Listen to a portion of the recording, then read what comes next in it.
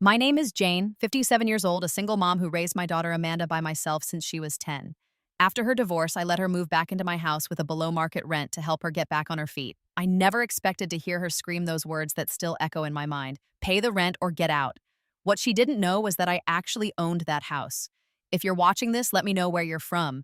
In the comments, hit that like and subscribe button and stick around to find out what happened when I decided to sell my house without telling her. I've always believed that being a mother means putting your child first. When my husband Robert died unexpectedly from a heart attack, Amanda was only 10 years old. I was 35, suddenly widowed, and solely responsible for raising our daughter.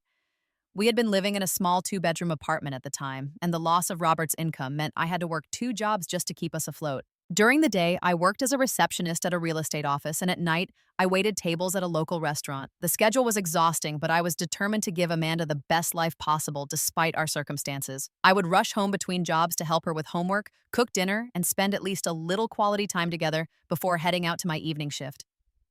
Those early years were difficult, but they also brought us closer. Amanda would sometimes wait up for me, even on school nights, just so she could tell me about her day.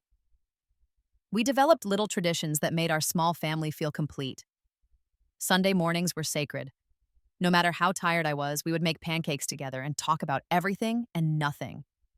As Amanda entered her teenage years, I started to see my hard work pay off. She was doing well in school, had good friends, and despite not having the most expensive clothes or the latest gadgets, she rarely complained. I was so proud of the young woman she was becoming. At the real estate office, I had worked my way up from receptionist to agent, and my income had steadily increased. When Amanda was 16, something incredible happened. After years of saving every extra penny and learning the ins and outs of the real estate market, I was able to purchase our own home. It wasn't anything fancy, a 3-bedroom, 2-bathroom, single-story house in a decent neighborhood with good schools, but it was ours. I'll never forget the look on Amanda's face when I showed her the keys and told her we were moving. "This is really our house," she had asked, eyes wide with disbelief. "We own it." "Yes, sweetheart." I'd replied, my own eyes filling with tears. "This is our home now." Moving into that house was one of the proudest moments of my life. For the first time since Robert died, I felt like I had truly succeeded as a parent. We painted Amanda's room purple, her favorite color at the time, and spent weekends fixing up the backyard together. I planted a small vegetable garden, and Amanda helped me build a patio where we could have dinners in the summer. By this time, I had become quite successful as a real estate agent. I had a knack for matching people with the perfect homes and had built up a loyal client base through referrals. I specialized in helping first-time home buyers, perhaps because I understood so personally what a difference home ownership could make in a family's life. Amanda graduated high school with honors and was accepted to a state university about 2 hours away. I was devastated to see her go, but also immensely proud. She was the first in our family to attend college, and I knew Robert would have been proud too. I helped her move into her dorm room, decorating it with photos from home and little touches to make it cozy. The house felt empty without her, but I kept myself busy with work and visited her as often as I could. During her sophomore year of college, Amanda met Daniel. He was handsome, charming, and studying business administration. I was happy to see her so in love, though something about him made me slightly uneasy. He had a way of talking about his future that made it sound like success was guaranteed without much acknowledgement of the hard work required to get there. When Amanda graduated, she and Daniel were already engaged. They moved to the city where he had secured a job with a marketing firm, and I helped them furnish their first apartment. I tried to offer some financial advice, suggesting they save for a down payment on a house, but Daniel seemed to prefer spending on appearances. Their wedding was lavish, much more expensive than I thought prudent, but I kept my concerns to myself. It was their day after all. With Amanda settled in her new life, I decided to make a change of my own. The house felt too big for just me, and the upkeep was becoming a burden as I approached my 50s. I found a lovely 1-bedroom condo closer to my office with a doorman and no yard to maintain. I decided to rent out our family home rather than sell it. It was an investment, yes, but it was also hard to let go of the place where Amanda had grown up. Maybe someday she would want to raise her own family there. The first few years of Amanda's marriage seemed happy from the outside, but during our phone calls, I started to notice a strain in her voice. When I visited, I observed that Daniel often dismissed her opinions or made decisions without consulting her. The power dynamic in their relationship concerned me, but whenever I gently tried to discuss it, Amanda became defensive. 5 years into their marriage, the cracks became impossible to ignore. Daniel had lost his job after his company downsized, but instead of looking for new employment, he decided to start his own business. He invested all their savings and even took out loans against Amanda's knowledge. When his venture failed, they were left with mountains of debt. Their arguments became more frequent and more heated. I offered financial help, but Daniel's pride wouldn't allow him to accept it from his mother-in-law. The final straw came when Amanda discovered he had been having an affair with a former colleague. The divorce was ugly and painful. Daniel managed to walk away with very little debt, leaving Amanda to shoulder most of the financial burden they had accumulated together.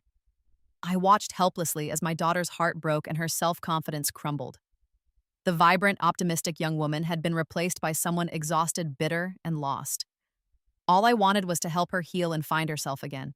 Little did I know that my efforts to help would eventually lead to one of the most painful confrontations of our lives. Amanda called me late one night, her voice shaking with tears. She had lost her job due to company-wide layoffs, couldn't afford her apartment anymore, and didn't know where to go. Without hesitation, I told her to come stay with me in my condo while she figured things out. I could hear the relief in her voice, and despite the circumstances, I was secretly happy at the thought of having my daughter close again. 2 days later, she arrived at my door with 3 suitcases and puffy eyes. She looked thinner than when I'd last seen her, and there was a heaviness to her movements that broke my heart. I helped her settle into my guest room and made her favorite comfort food chicken noodle soup from scratch, just like I used to when she was sick as a child. "I'm sorry, Mom," she said that first night, pushing the soup around in her bowl. "I never thought I'd be 32 and moving back in with my mother." "There's nothing to be sorry about," I assured her. "Life happens, and family is always there to help when it does. You do the same for me." Over the next few days, as we adjusted to living together again, I noticed how Amanda would flinch at the sound of her phone, expecting another call from creditors. The divorce had left her not only emotionally devastated, but financially crippled.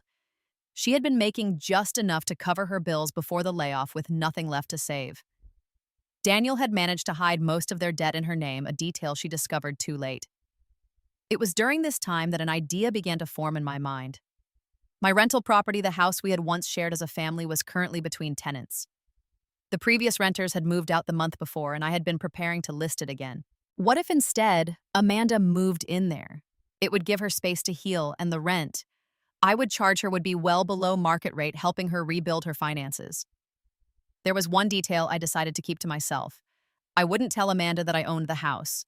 Instead, I would present it as if I had found her an incredible deal through my real estate connections. I know this might seem strange, but I had my reasons. Throughout her marriage, I had watched Amanda become increasingly dependent on others, first her husband and now me. I worried that if she knew I owned the house, she would never develop the financial responsibility and independence she needed. "I think I might have a solution for you," I told her over breakfast a week after she moved in. "One of my clients has a house they're looking to rent out. It's in a great neighborhood, and since I know the owner, I might be able to get you a really good rate." Amanda's eyes lit up for the first time since she'd arrived. "Really? That would be amazing. Where is it?" The moment of truth had arrived. "Actually, it's our old house. The tenants just moved out and it hasn't been listed yet."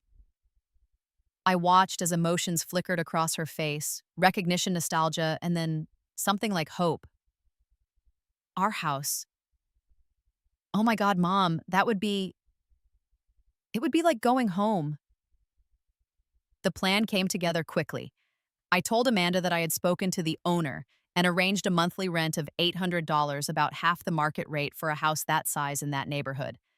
I explained that she would still need to pay utilities and be responsible for basic maintenance, but that the owner was willing to handle any major repairs. Of course, I would cover those costs myself. We drew up a rental agreement. I'd prepared a standard lease, removing my name and substituting a fictional owner. I felt a twinge of guilt at the deception, but reminded myself it was for Amanda's benefit. She needed to learn to stand on her own 2 feet again, and I believed this approach would help her do that. The day Amanda moved in, I went with her. Walking through those familiar rooms, now empty of furniture but full of memories, was emotional for both of us. "Remember when we painted this room purple?" she asked, standing in what had once been her bedroom. "How could I forget? You insisted on doing it yourself and got more paint on the floor than the walls." We laughed, and for a moment it felt like old times. I had initially planned to stay in my condo, but Amanda seemed so overwhelmed by the empty house and the prospect of living alone after the trauma of her divorce that I offered to stay with her temporarily. Just until you get settled, I said. I can help you get the place in order and it'll save you from having to cook for yourself while you're job hunting. Amanda agreed readily, and so I packed a few bags and moved into what had once been my own guest bedroom. It felt strange being a guest in my own house, but seeing Amanda's relief at not being alone made it worthwhile. The first few months were good. I cooked meals while Amanda spent her days updating her resume, applying for jobs, and occasionally going on interviews. In the evenings, we would sit together in the living room watching TV or just talking. She began to open up more about her marriage, revealing depths of emotional manipulation I hadn't been aware of. My hatred for Daniel grew with each revelation, but I kept my focus on helping Amanda heal. I also did my best to subtly teach Amanda about financial management. I showed her how to create a budget, the importance of an emergency fund, and how to start rebuilding her credit. She was receptive to the advice, telling me she never wanted to be in such a vulnerable financial position again. Daniel handled all our money, she confessed one night. He said I wasn't good with finances, and eventually I believed him. Every time I tried to discuss our spending, he would get so angry that I just stopped asking. That's a common control tactic, I told her. But you're smart and perfectly capable of managing your own money. You just need some practice. About 4 months after moving in, Amanda received a job offer from a marketing agency. The salary wasn't as high as her previous position, but it was a solid opportunity with room for growth. I was thrilled for her, and we celebrated with a special dinner. It was around this same time that Amanda met Tom. He was a client at her new job, the owner of a successful local business looking to rebrand. According to Amanda, he had specifically requested to work with her after their initial meeting, impressed by her ideas and presentation. Tom was in his early 40s, divorced with no children, and exuded confidence. He drove an expensive car, wore designer clothes, and always picked Amanda up at the door rather than texting from the driveway. On the surface, he seemed like a welcome change from Daniel. I was cautiously optimistic. He makes me feel valued, Amanda told me after their third date. Like what I think actually matters. I was happy to see her smiling again, her eyes bright with new possibilities. Little did I know that Tom's influence would soon drive a wedge between us that I never saw coming. The change in Amanda didn't happen overnight. It was subtle at first, small shifts in her behavior that I might not have noticed if I hadn't been living with her. She began staying out later without calling to let me know. Our evening conversations became shorter as she spent more time texting with Tom. She started making comments about the house that struck me as odd. "This place has so much potential," she said one Saturday morning as we had coffee. "Tom thinks I should update the kitchen. He says it would add a lot of value." "That's a big project," I replied carefully. "And expensive. Besides, you're renting, remember?" Amanda shrugged. "I know, but Tom says I should talk to the landlord about a rent reduction in exchange for improvements. He says they'd be lucky to have a tenant willing to upgrade their property." I felt a knot form in my stomach. How was I supposed to respond to that? I couldn't very well negotiate with myself, and I didn't want Amanda spending money on renovations to a house she didn't own, even if I was the actual owner. "I'm not sure the owner would go for that," I said. "Most landlords prefer to handle improvements themselves." "Well, maybe you could talk to them for me since you know them." I changed the subject, but the interaction left me uneasy. It was the first indication that Amanda was beginning to see the house as potentially hers in some way, rather than a temporary solution during a difficult time. As Amanda's relationship with Tom progressed, he began spending more time at the house. He would stay for dinner often, bringing expensive wine and dominating the conversation with stories about his business success. While he was always polite to me, there was something performative about his charm that reminded me uncomfortably of Daniel. One evening, after Tom had left, I tried to broach the subject gently with Amanda. "Tom seems very confident," I said, choosing my words carefully. "He is. He's built his business from nothing. He's really inspiring." "Yes, he mentioned that several times, actually." I couldn't keep the dryness from my tone. Amanda's expression hardened. "What's that supposed to mean?" "Nothing, sweetheart. I just notice he talks about himself a lot." "I'm interested in hearing more about how you feel, how you're doing." "I'm doing great, Mom. For the first time since the divorce, I'm actually happy." "Why can't you just be happy for me?" The conversation ended there with Amanda retreating to her bedroom. It was our first real argument since she'd moved back, and it left me feeling like I'd failed somehow. I wanted to support her, but I also didn't want to see her repeating patterns from her past. As weeks turned into months, Tom's presence in the house increased, as did his influence over Amanda. He began leaving clothes in her closet and toiletries in her bathroom. He would make suggestions about furniture placement or decor that Amanda would immediately implement. Sometimes these suggestions involved moving or storing things that were actually mine items I had left in the house when I began renting it out. The most concerning change, however, was in how Amanda spoke about money and about me. One evening, I overheard her talking to Tom in the kitchen while I was in the adjacent laundry room. "I know it's just awkward having her here all the time," Amanda was saying in a low voice. "I appreciate that she helped me out initially, but I'm back on my feet now. I don't need a roommate, especially not my mother." "You're too nice," Tom replied. "You're supporting her more than she's supporting you at this point. She's not even paying rent." I froze, the laundry basket clutched against my chest. Is that how Amanda saw the situation? That she was supporting me? I was paying for all the groceries, cooking most meals, and handling many household chores, not to mention charging her far below market rent for a house that I owned. "I know," Amanda sighed. "But what am I supposed to do? She's my mom. I can't just kick her out." "Why not? You're an adult. This is your home now. You need to set boundaries." Their voices moved away as they left the kitchen, but I had heard enough. My heart felt like it was being squeezed in a vice. How had things gotten so twisted? When had I gone from being Amanda's support system to her burden? I tried multiple times over the next few weeks to have an honest conversation with Amanda, but she was either working out with Tom or too tired to talk. The distance between us grew, and I found myself spending more time in my bedroom to avoid uncomfortable interactions. Then came the request that truly stunned me. "Mom, I need to talk to you about the living arrangements," Amanda said one morning. She was dressed for work in a new outfit I hadn't seen before, her hair and makeup impeccable. Tom's influence extended to her appearance as well. "Of course," I said, setting down my coffee mug. "What's on your mind?" "Well, I've been here for almost a year now, and things are going really well with my job and with Tom.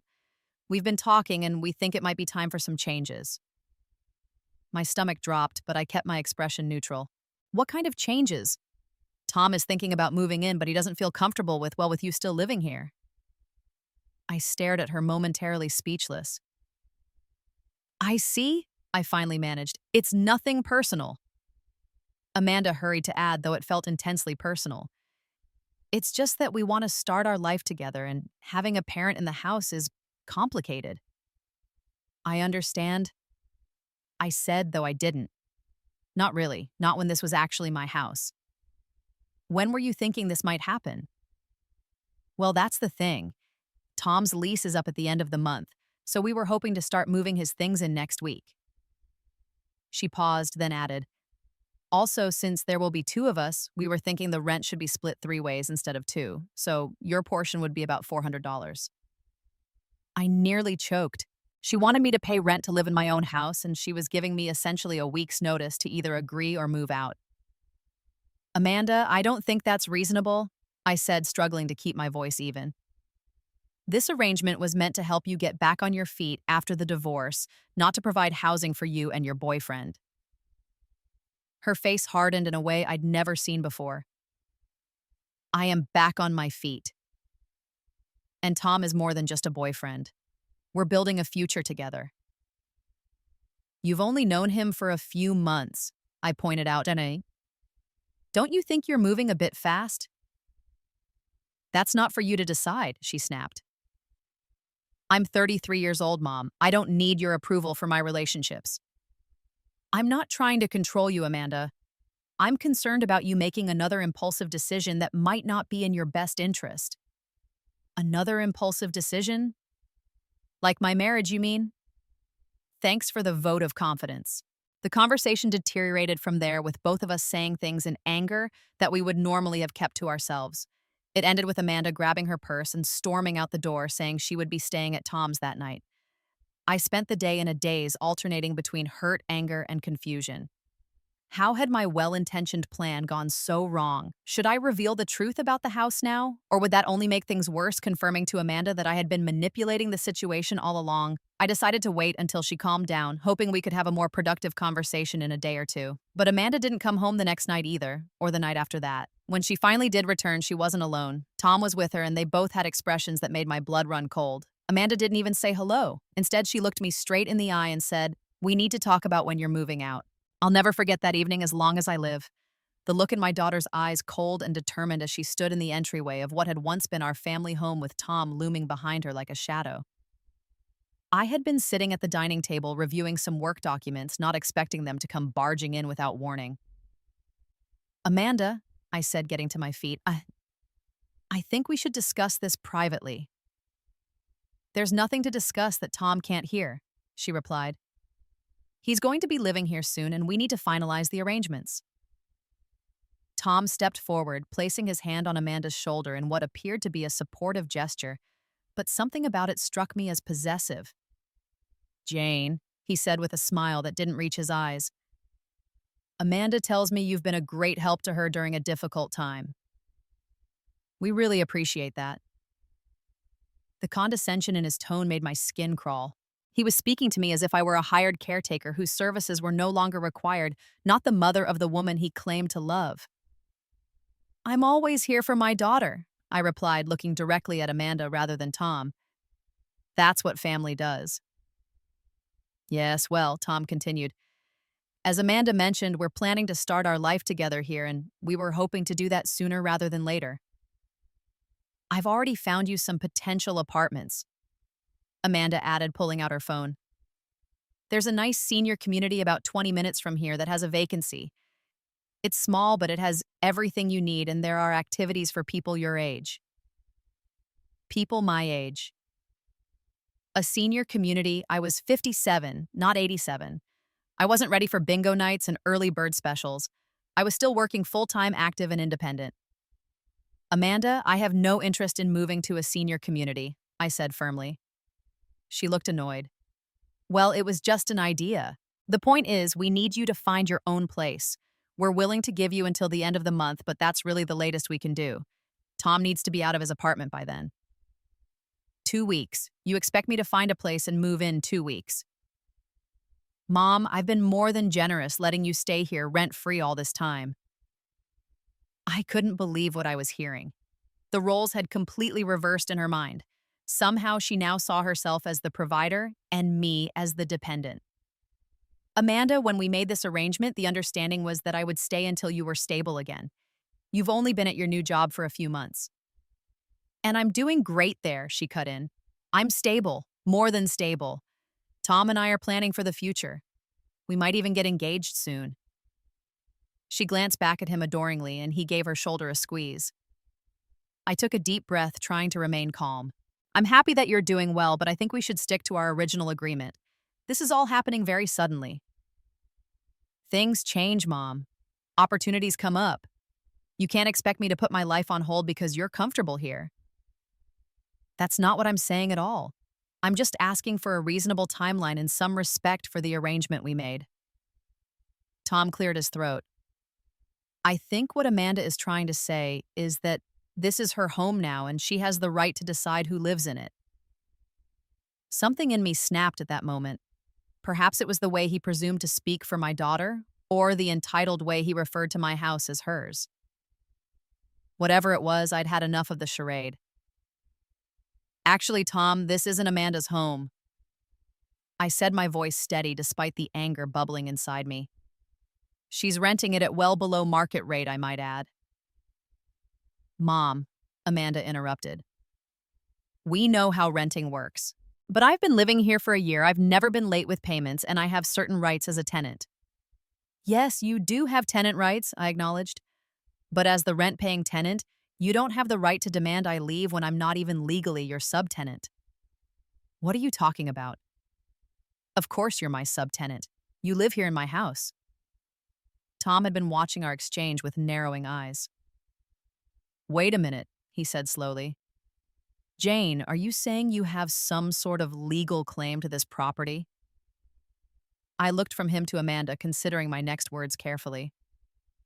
Part of me wanted to reveal the truth right then, to see the smug expression fall from his face. But I held back, sensing that such a revelation would only escalate the situation. I'm saying that the living arrangement between Amanda and me is not what you seem to think it is, I replied. Before I could elaborate further, the doorbell rang. Amanda looked confused. Are you expecting someone? I wasn't, but the interruption gave me a moment to collect myself. Amanda went to answer the door, returning a minute later with several people I didn't recognize. Mom, these are my friends from work. We're having a little get-together tonight. I texted you about it earlier.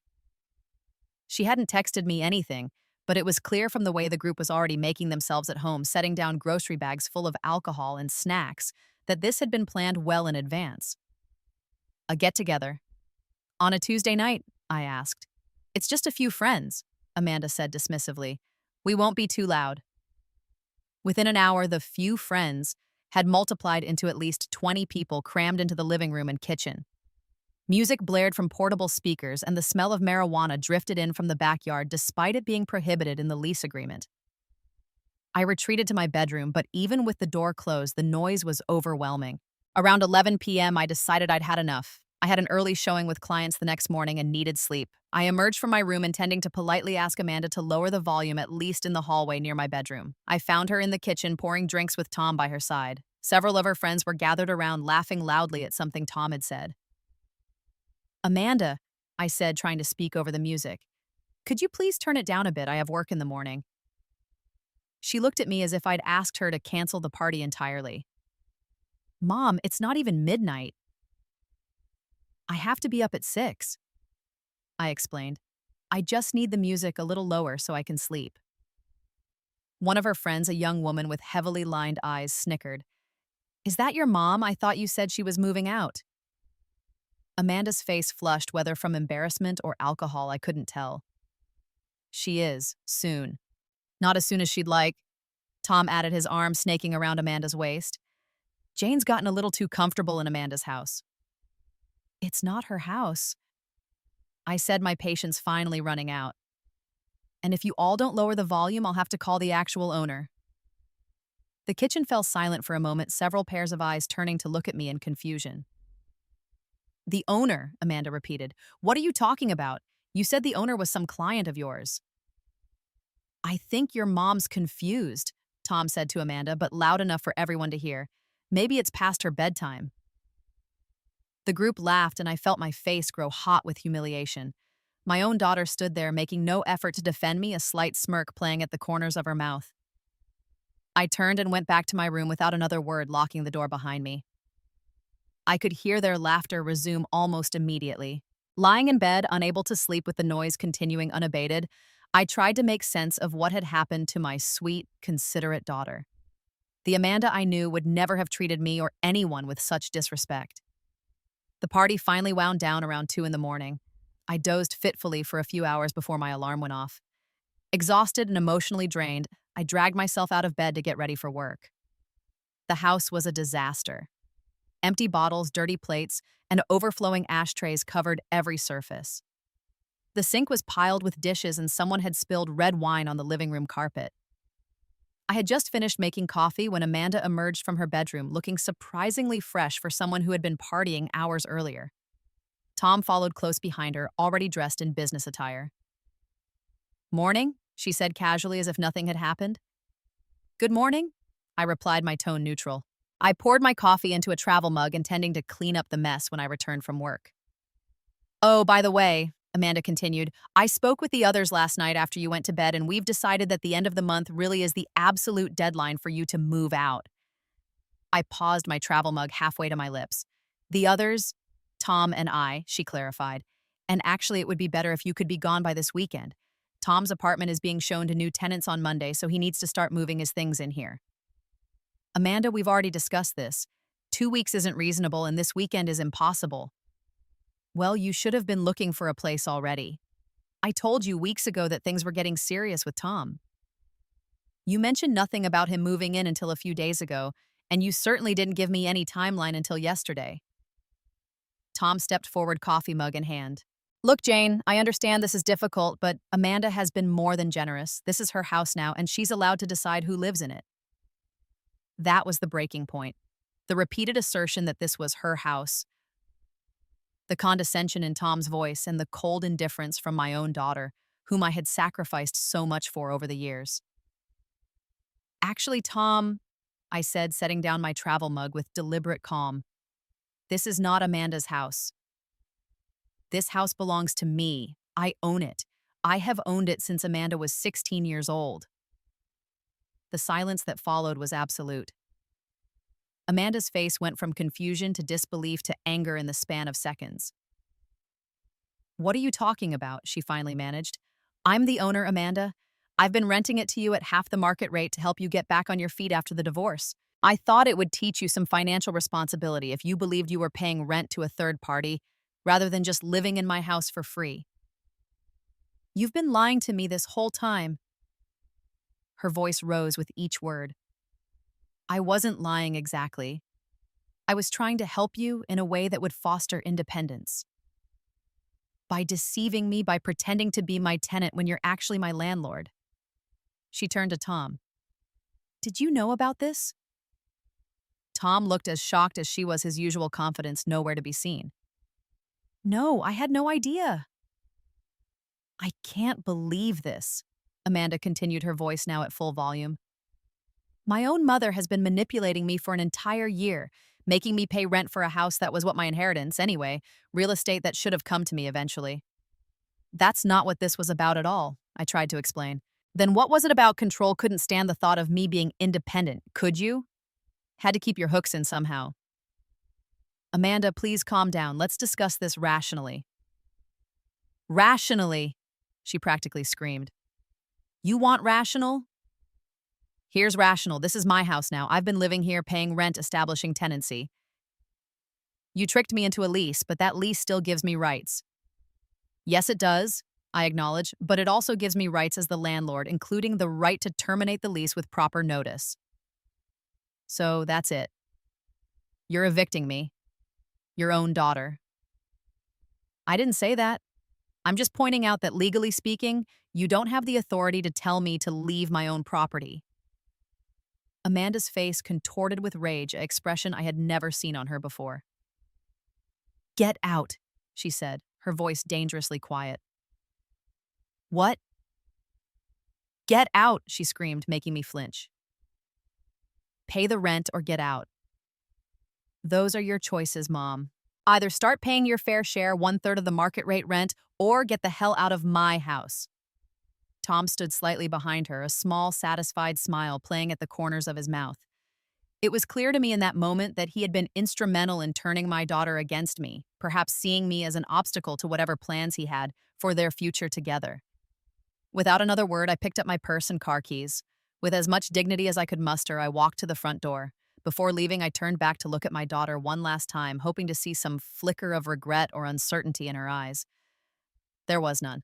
Just cold, righteous anger. I walked out the door into the pouring rain, got into my car, and drove away from the house I had worked so hard to provide for us, my heart shattered into a million pieces. The rain matched my mood as I drove aimlessly through familiar streets, windshield wipers barely keeping up with the downpour. Tears blurred my vision, further forcing me to pull over in the parking lot of a shopping center until I could compose myself. I sat there for what felt like hours, rain drumming on the roof, trying to process what had just happened. My phone buzzed repeatedly with text messages from Amanda, each one angrier than the last, demanding I return her house keys and accusing me of various manipulations throughout her life. I turned the phone off, unable to bear any more of her venom. With nowhere else to go, I called my oldest friend, Sarah. We had met when our daughters were in kindergarten together and had remained close even after her family moved across town. She answered on the second ring. Jane, everything okay? You never call this early. I tried to respond but could only manage a choked sob. Jane, what's wrong? Where are you? The alarm in her voice was clear. I'm in my car. I finally managed. Amanda and we had a fight. A bad one. Come over, she said without hesitation. Whatever it is, we'll figure it out. You shouldn't be driving upset. 20 minutes later, I was sitting at Sarah's kitchen table, hands wrapped around a mug of tea, recounting everything that had transpired. She listened without interruption, her expression growing increasingly concerned. So, she really had no idea you owned the house? Sarah asked when I finished. No, I thought I was helping her learn financial responsibility. I never imagined it would backfire like this. Hindsight's 2020. Sarah sighed. But Jane, regardless of whether keeping the ownership a secret was the right call, Amanda's behavior is inexcusable. Telling her own mother to pay up or get out. That's not how you treat family, especially not a parent who has sacrificed so much. I keep wondering where I went wrong, I said, staring into my cooling tea. The Amanda I raised would never have spoken to me like that. She would never have treated anyone like that. This isn't about your parenting, Jane. This is about Amanda making poor choices as an adult. And from what you've told me, this Tom character has a lot to do with it. I nodded, remembering the satisfied smirk on his face during the confrontation. He reminds me of Daniel in some ways, just more polished. He has this way of making Amanda feel special, while simultaneously making her doubt herself. Sarah reached across the table and squeezed my hand. You can stay here as long as you need. The guest room is yours. Thank you, I said, fighting back fresh tears. I don't think it will be for long. I still have my condo, but I've been renting it out while staying with Amanda. I'll need to contact my tenants and figure something out. Whatever you decide to do about the house and Amanda, just know you have support. You're not alone in this. Over the next few days, I stayed with Sarah, going through the motions of my work life while feeling hollowed out inside. I checked my messages periodically, hoping for some sign of remorse from Amanda, but there was nothing. Just silence. As the initial shock began to fade, it was replaced by a deep, simmering anger. Not just at Amanda, but at myself. I had allowed her to treat me with increasing disrespect. I had tiptoed around her moods and deferred to her wishes in what was legally and morally my own home. I had enabled her sense of entitlement. A week after our blow-up, I made a decision. If Amanda believed the house was hers, if she had so thoroughly detached from our relationship that she could treat me like an unwanted tenant rather than her mother, then perhaps it was time to let go. Not just of the house, but of the illusion that our relationship could continue as it had been. I contacted Richard, a fellow real estate agent who specialized in quick sales. I explained the situation in broad strokes, leaving out the more painful personal details. So, you want to sell without your daughter knowing, he clarified during our coffee meeting. Yes, she's currently living there as my tenant, but I need to liquidate the asset. Richard looked uncomfortable. Jane, you know we have to give proper notice to tenants before showing a property or completing a sale. I'm aware of the legalities, Richard. I'm not looking to do anything improper. I just want to have a buyer lined up before I give notice. And I'd prefer if you handled all interactions with the tenants directly as my agent. He nodded slowly. I can do that. The market's hot right now, especially in that neighborhood. I have several clients who would likely make offers sight unseen, and especially if we price it competitively. Price it to sell quickly, I instructed. I'm more interested in a clean break than maximizing profit. True to his word, Richard had 3 offers within days. The highest was $880,000, about $70,000 above what I had expected. The buyers were a young family relocating for work, pre-approved for a mortgage, and eager to close as soon as possible. I signed the necessary paperwork, feeling a strange mix of liberation and grief. This house had been more than just a financial investment. It was where Amanda had become a young woman. It was where we had built a life together after losing Robert. Selling it felt like cutting away a piece of myself. The legal notice to vacate was delivered to the house exactly 2 weeks after Amanda had screamed at me to get out. Richard handled it personally as I had requested. I didn't want to know the details of how Amanda received the news or what her initial reaction had been. Some things are better left unimagined. What I couldn't avoid, however, were the frantic text messages that started arriving that same evening. What is this eviction notice? Is this some kind of sick joke? Call me immediately. We need to talk about this ridiculous letter. Mom, this isn't funny. You can't just sell the house out from under me. I didn't respond. There was nothing to say that wouldn't make the situation more volatile. Amanda had made her position clear when she told me to pay rent or get out of her house. I was simply responding in kind, exercising my legal right to sell my property. The closing process moved quickly. The buyers were eager, the inspections went smoothly, and 30 days after listing the house, I received a bank transfer for $880,000 minus Richard's commission and closing costs. It was done. The house that had been the center of so much joy and more recently so much pain belonged to someone else now. I found a small but lovely one-bedroom apartment in a secure building downtown close to my office. It had a balcony overlooking a park and amenities I had never prioritized for myself before: a fitness center, a community room, even a small rooftop garden. I furnished it with new pieces, leaving behind the memories attached to my old furniture, along with the house itself. For the first time in decades, I was living entirely for myself. No responsibilities except to my clients and my own well-being. No one else's needs to prioritize above my own. It was strange and liberating and terrifying all at once. During this time, I maintained my distance from Amanda, not out of spite or anger, but because I genuinely didn't know how to bridge the chasm that had opened between us. What do you say to a child who has rejected your love and support so completely? How do you begin to rebuild trust after such fundamental betrayal on both sides? So I focused on my new life. I joined a book club at the local library. I took a cooking class specifically designed for single people. I even started dating again, something I hadn't done since Robert died. Nothing serious, just casual dinners with men my own age, some of whom had their own complicated relationships with adult children. Throughout it all, I kept the proceeds from the house sale untouched in a separate account. Despite everything, I couldn't bring myself to spend that money on myself.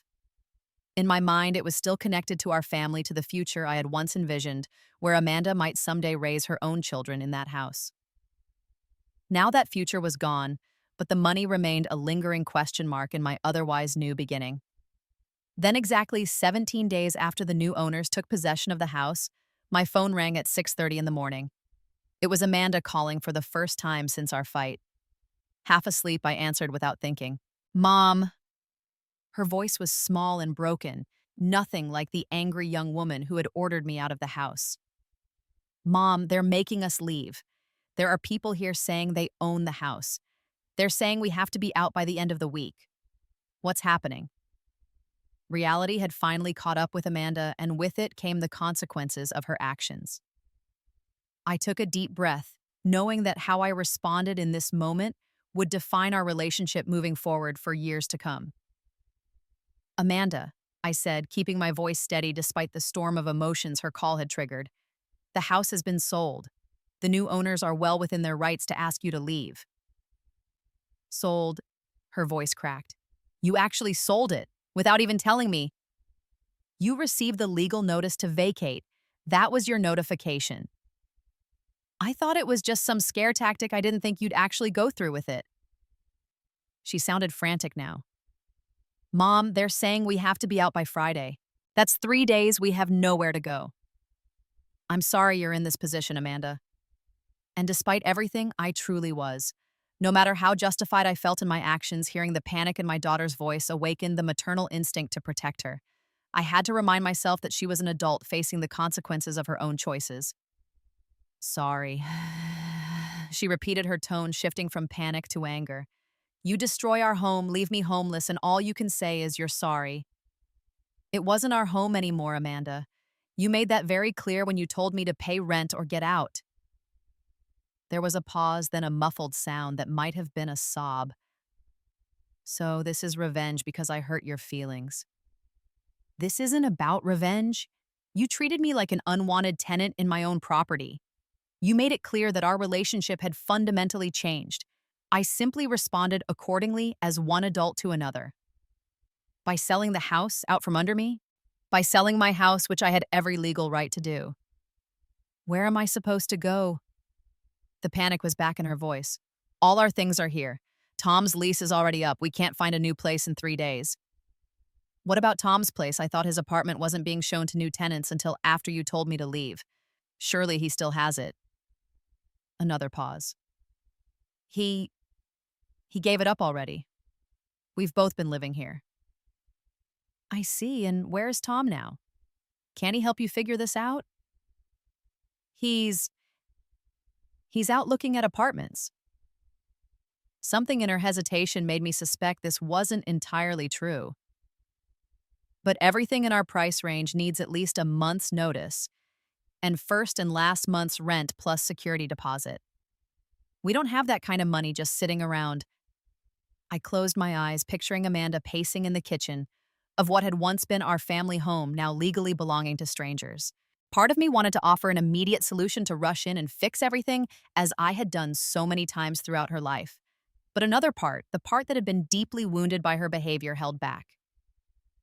That is a difficult situation, I said carefully. What are you hoping I can do? Help us, let us stay with you until we figure something out. You must have gotten a lot of money from selling the house. You could at least help us with a deposit on a new place. The entitlement in her tone, even now, was astonishing. No apology for how she had treated me, no acknowledgement of her role in creating this situation, just an assumption that I would bail her out as if the last month had never happened. Amanda, I think we need to talk in person about this, not over the phone. Fine, I'll come over right now. Where are you staying? I'd prefer to meet on neutral ground. Can you meet me at Riverside Cafe in an hour? She agreed reluctantly, and I hung up my hands, shaking slightly. I wasn't sure what I was going to say when I saw her, only that this conversation needed to happen face to face. The Riverside Cafe was busy with the morning rush when I arrived. I chose a table in the corner away from the main traffic and ordered a coffee while I waited. Amanda arrived 10 minutes late, looking disheveled in a way I had rarely seen her.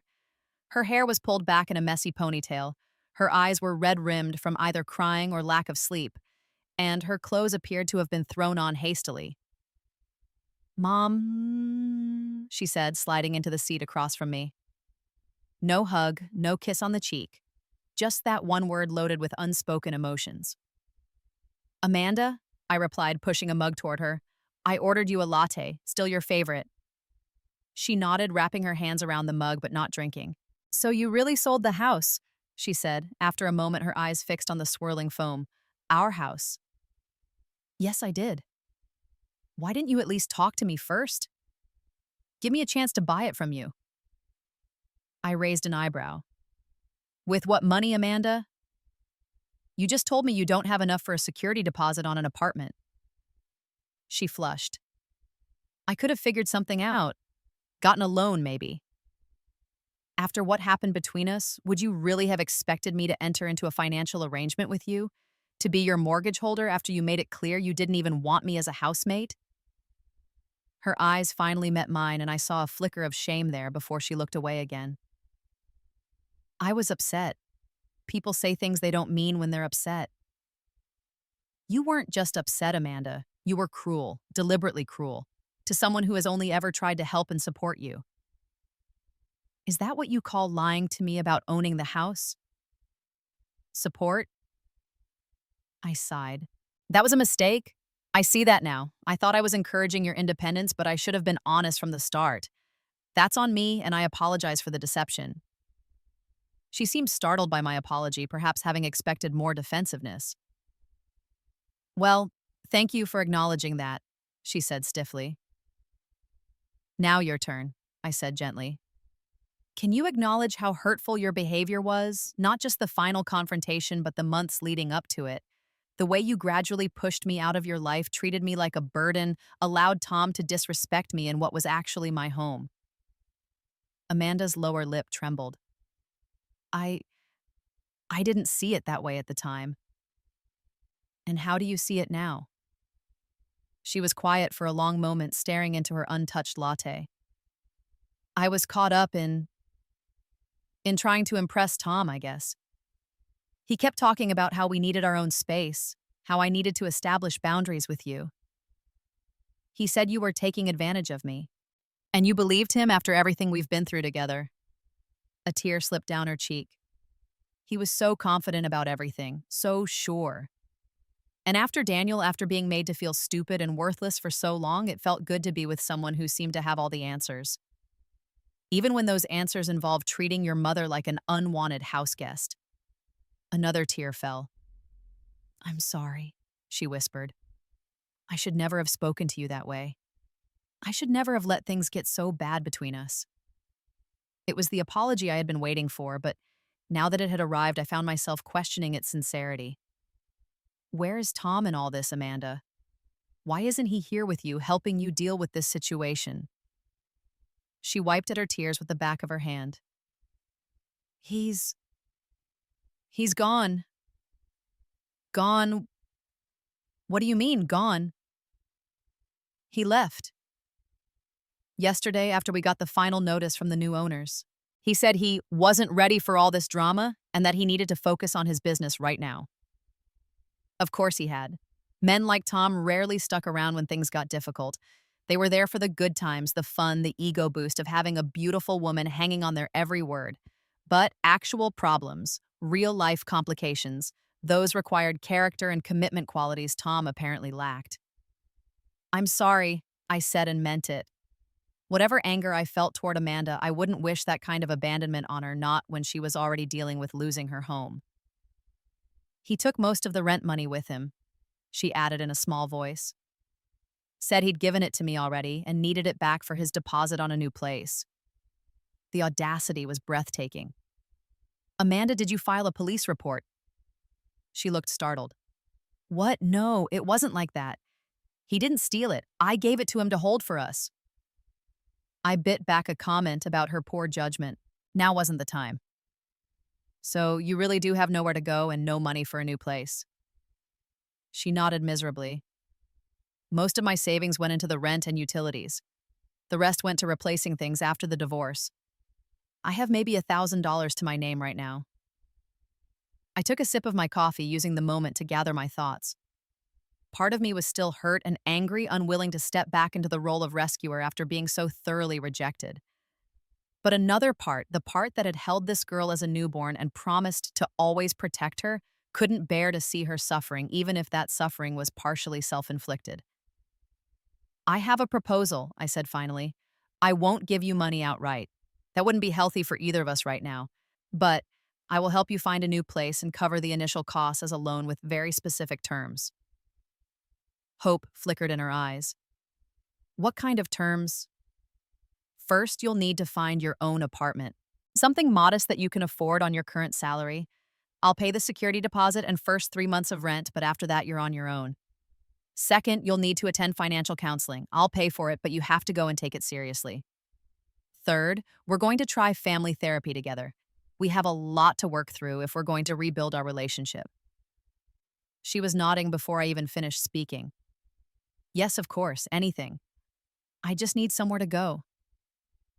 And finally, I continued, I want you to volunteer once a month at the women's shelter downtown. I think it would be good for you to give back to see what real hardship looks like. Her agreement came a bit more slowly this time, but she eventually nodded. Okay, I can do that. This isn't charity, Amanda. It's a second chance one I'm offering because I love you despite everything. But it comes with expectations and consequences. If you don't follow through on these conditions, the help stops immediately. I understand, she said, and for the first time since sitting down, she reached across the table to touch my hand. Thank you, Mom. I don't deserve this after how I treated you. No, you don't, I agreed, but I turned my hand to squeeze hers briefly. But that's the thing about mothers. We don't always give our children what they deserve. Sometimes we give them what they need instead. As we sat there in that busy cafe, hands connected across the table, I felt a cautious hope begin to bloom. The road ahead would not be easy. Trust once broken is not quickly or easily repaired.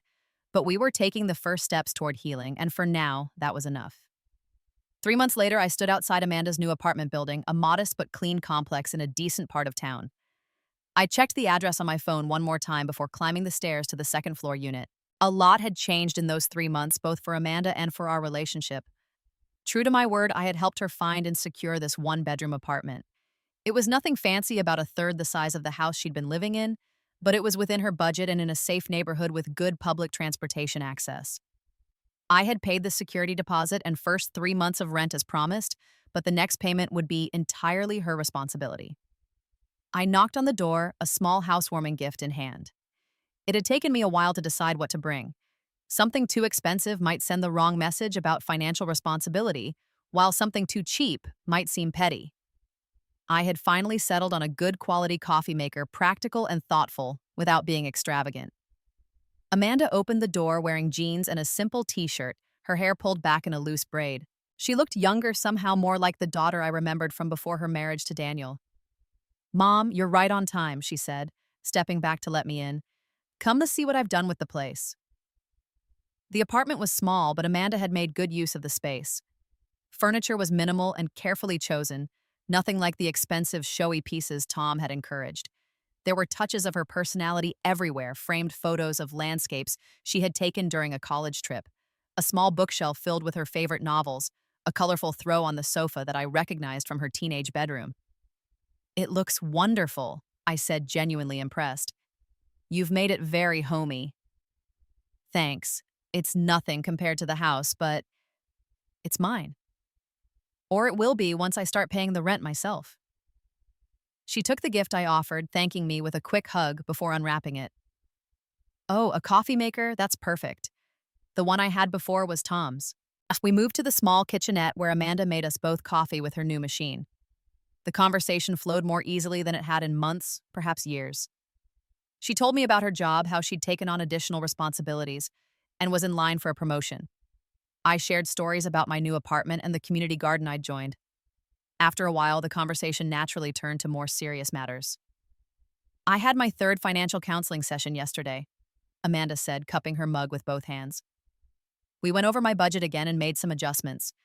The counselor thinks I should be able to start building an emergency fund by the end of the year." "That's wonderful progress," I said. "How are you feeling about it all?" "Honestly, sometimes it's overwhelming. There's so much I never learned about managing money.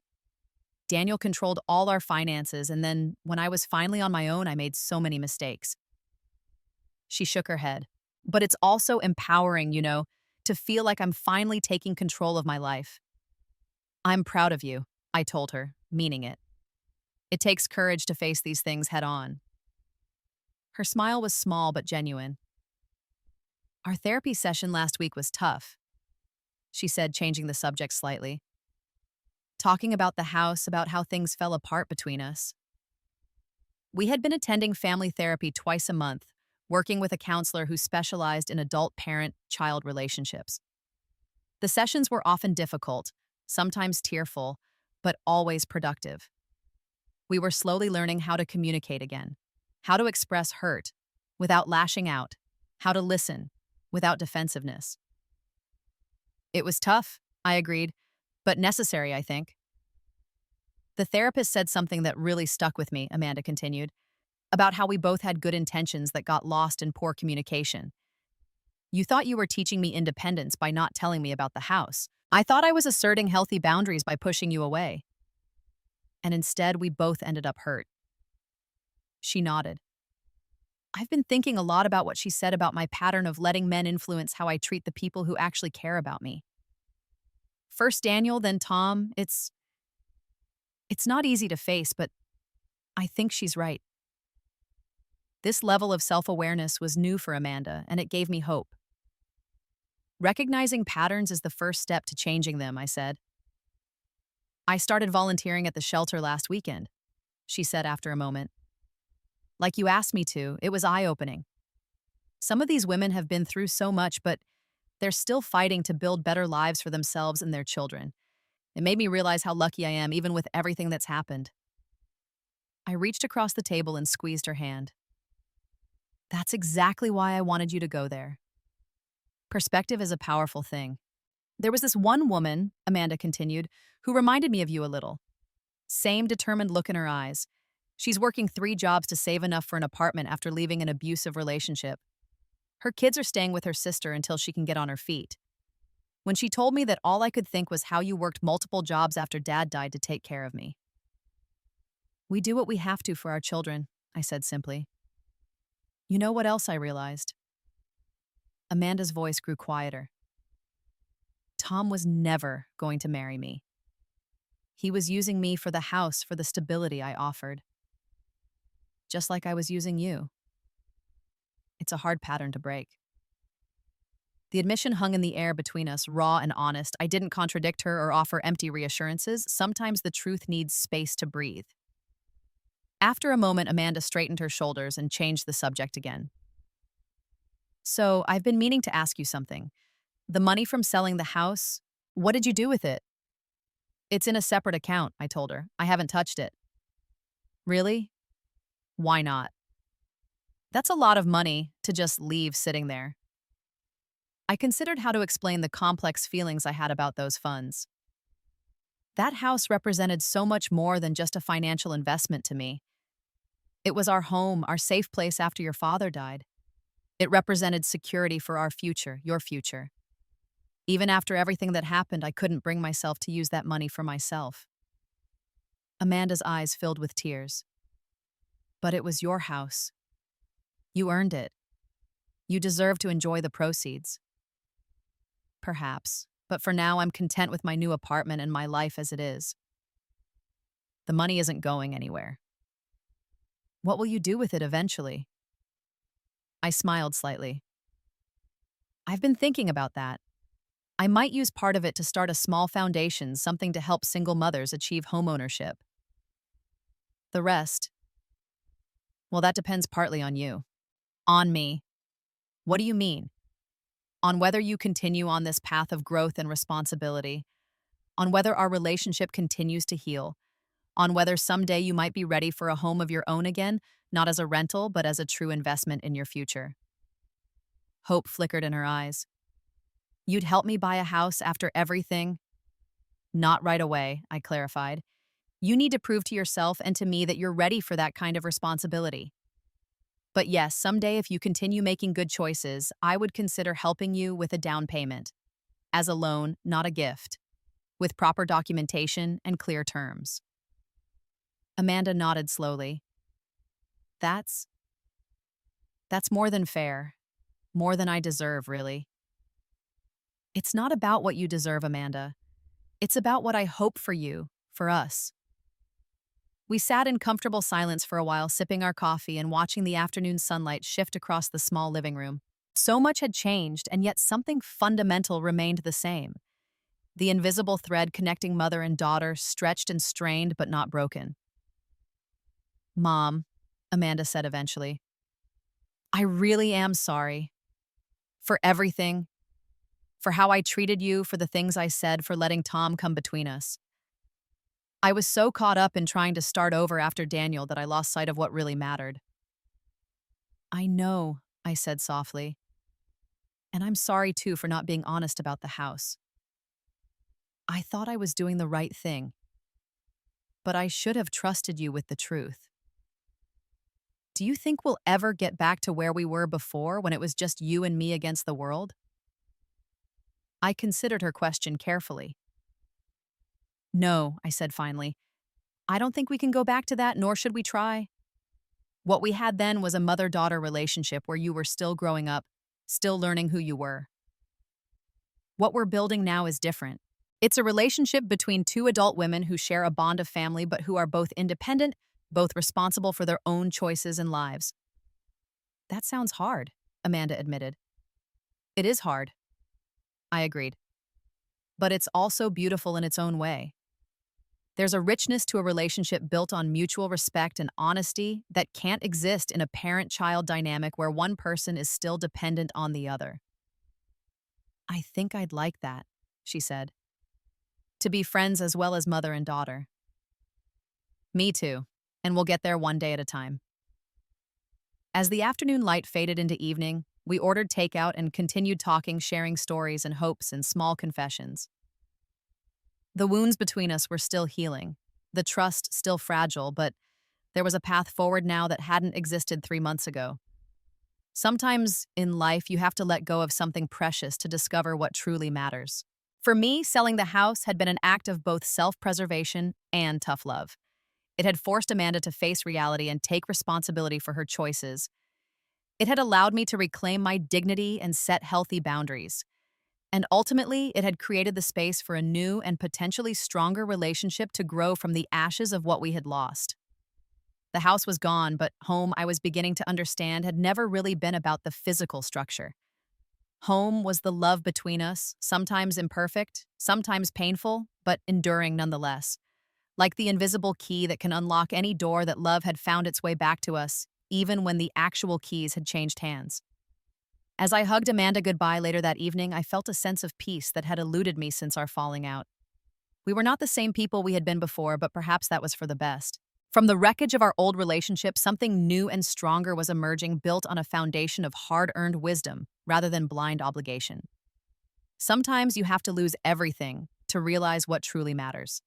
And sometimes what truly matters isn't a place or a possession, but the connections we forge through love, forgiveness, and the courage to begin again. So, what about you? Have you ever had to make a difficult decision that hurt someone you loved in the short term, but was ultimately for the best? Or have you been on the receiving end of such a decision? Share your experiences in the comments below, and don't forget to like and subscribe if this story resonated with you. Remember, even the most broken relationships can heal with time, honesty, and a willingness to grow. Thank you for listening to my story, and may your own journey be filled with both the wisdom to know when to hold on and the courage to know when to let go.